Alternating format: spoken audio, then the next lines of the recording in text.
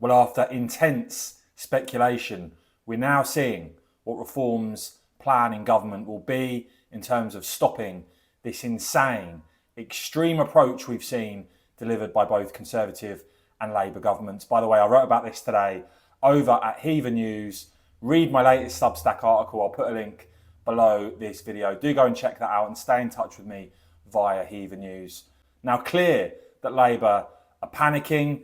Various people in Labour now talking about leaving the ECHR or suspending ECHR. The Tories, as usual, just basically trying to tell you whatever they think you want to hear. Of course, they did absolutely nothing about any of this when they actually had the chance to do it. So I think they're pretty much finished. And don't forget, back in 2018 is when Sajid Javid in government declared a major incident when we saw people starting to cross on small boats illegally from France to England. Since then, Labour and the Conservatives have allowed nearly 180,000 people to cross, overwhelmingly, of course, young men. We don't know who they are. And so I think the British public actually have been very fair-minded and very patient, but they've had enough now and they want this madness stopped. And you can see now that reflected in the support that Reform have. 33% in the polls, way ahead of Labour, way ahead of the Conservatives. And Nigel Farage confirming what his plan in government as Prime Minister, what this will all be about. That we will see mass deportations, that we will see multiple deportation flights a day.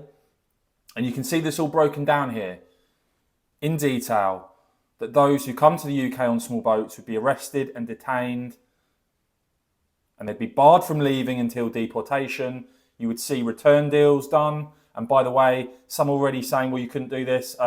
Germany are already returning people to Afghanistan, so you can do it. You'd also potentially use British overseas territories as a fallback option to accommodate illegal migrants. There'd be new criminal offences for those attempting to return to the UK. And very clear here, you'd leave the ECHR, you'd derogate from international agreements, including the UN Convention, and you'd bring in a British Bill of Rights while introducing a mass deportation bill.